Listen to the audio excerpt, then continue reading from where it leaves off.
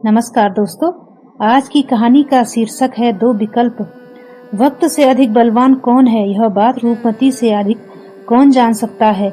वक्त बीतता चला जाता है, पता ही नहीं चलता। आज 12 साल बाद अपने शहर लौटकर आई है रूपमती। आश्रम की सखी इंदु की बहन के बेटे की शादी में आई थी। मन न होते हुए भी एक बार अपने शहर आने का लोभ उसे खींच ले आया। इंदु और उसकी बहन से अनुमति लेकर आज रूपमती उसी मंदिर में बैठी थी जहां से उसका जीवन बदला था। इतने वक्त बाद उसे यहाँ कोई नहीं पहचानता। उसने मंदिर के युवा पुजारी से पूछा, बेटा, आगे की गली में कमल जी का मकान था, क्या उनके संबंध में कुछ बता सकते हो? मुझे नहीं पता दादी। पहले इस मंदिर में मेरे पिताजी राधे श्याम शर्मा बैठते थे। 4 साल पहले उनकी मृत्यु के बाद मैं यहाँ आया हूँ। क्या उनसे कुछ काम है? वो असलियत नहीं बताना चाहती थी, इसीलिए कह दिया, काम तो कुछ नहीं है, लेकिन पुराने परिचित थे, इसीलिए सोच रही थी कि बहुत दिन बाद इस शहर में आई हूँ तो मिल लो।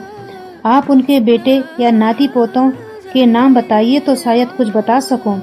उनके बेटे का नाम रजत और पोते का नाम आरव है।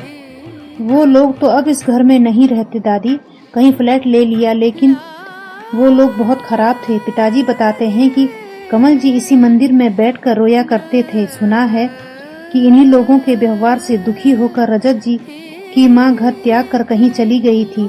वो बहुत अच्छी महिला थी। पहले जब बेटे बहू माँ को परेशान करते थे तो उनके पापा बेटे बहू और पोते का पक्ष लेकर उनको ही भला बुरा कहते थे, लेकिन पत्नी के जाने के बाद जब उनकी दुर्दशा होने लगी तब समझ में आया। तुम्हें यह सब बातें कहाँ पता चली? मेरे पिताजी कभी कभी मुझे यहाँ ले आते थे, तब उन्हें भगवान के सामने रोते देखकर मैंने ही पूछा था। सुना है कि बीमारी में कोई उनके कमरे में नहीं जाता था। रात के समय कब मृत्यु हो गई किसी को पता ही नहीं चला। सुबह जब नौकर चाय लेकर गया तब पता चला। वह ठंडी सांस लेकर उठ गई। वक्त के खेल बड़े निराले हैं, जीवन में कब क्या रंग दिखा दे व्यक्ति जान नहीं पाता। आपको अगर उनसे मिलना है तो मैं पता करूं या यहीं रुक जाइए? अब चलूंगी। मिलना तो कमल जी और उनकी पत्नी से ही था। घर के सदस्य तो शायद मुझे पहचानते ही ना हो। चली तो आई, पर दोबारा इंदु की बहन के घर जाने का मन ही नहीं हुआ। रास्ते से ही इंदु को फोन कर बता दिया, मैं आश्रम वापस जा रही हूँ, तुम मेरा सामान लेती आना। कोई बात हुई है क्या? ऐसे क्यों लौट गई? तुमसे कहती तो तुम आने ना देती, लेकिन मेरा बिल्कुल मन नहीं लग रहा है, बुरा मत मानना। अच्छा ठीक है। इंदु ने फोन रख दिया। बस तेजी से चल रही थी, उतनी ही तेजी से दौड़ रहे थे रूपवती के ख्याल। कमल के साथ पूरा समर्पित जीवन बिताने के बाद भी कमल ने उसे प्यार और सम्मान देने के स्थान पर हमेशा नीचा ही दिखाया। यहाँ तक कि जब भी वह रजत को पढ़ने या गलत काम करने के लिए कुछ कहती, वह उसे ही डांट कर चुप करा देते। रजत बड़ा हो गया और अपनी पसंद की गैर जाति की लड़की से विवाह कर लाया, जिसके लिए कमल ने पूरा सहयोग दिया। अब सारा दिन काम करने के बाद रूपमती को अपमानित करने और प्रताड़ित करने के लिए 3 लोग हो गए थे। कमल हर समय बेटे और बहू की बात में समर्थन करते रहते। कभी कभी उसका पोता दादी के पक्ष में कुछ बोल देता तो उसे भी डांट कर चुप करा दिया जाता। धीरे धीरे वह भी समझ गया कि दादी का अपमान करना, चुगली करना अधिक लाभदायक है। वह दिन रूपमती कभी नहीं भूल पाई जिसने उसका जीवन बदल दिया। उस दिन बेटे और बहू ने उसे इतनी कटु बातें सुनाई कि उसका कलेजा फट गया। अपने दुर्भाग्य पर रोते हुए वह सारा काम करके बिना खाना खाए अपने कमरे में आकर लेट गई। खाना खाने के बाद काफी रात को जब कमल कमरे में आए तो उसे रोते देखकर चिढ़ गई। अभी तुम्हारा ड्रामा खत्म नहीं हुआ, रात में शांति से सोना भी हराम कर दोगी? मैं कहाँ तक सहन करूं? इस उम्र में इतनी मेहनत करके भी बेटे बहू इतना कुछ इसलिए बोल देते हैं कि जानते हैं कि तुम भी उन्हीं का पक्ष लोगे। मैं सही होते हुए भी गलत ठहरा दी जाऊंगी। समझ में नहीं आता कि क्या करूं। घर रहने का मन ही नहीं करता। तब कमल ने ऐसा कुछ कहा कि हमेशा के लिए मोह की रस्सियां टूट गई। एक पैसा तो कमाया नहीं है, घर के काम भी नहीं करोगी तो क्या करोगी? रहने का मन नहीं करता तो जहां मन हो वहां चली जाओ, नहीं तो दूसरे कमरे में चूहे मारने वाली दवा रखी है, तुम कहो तो ला दूं।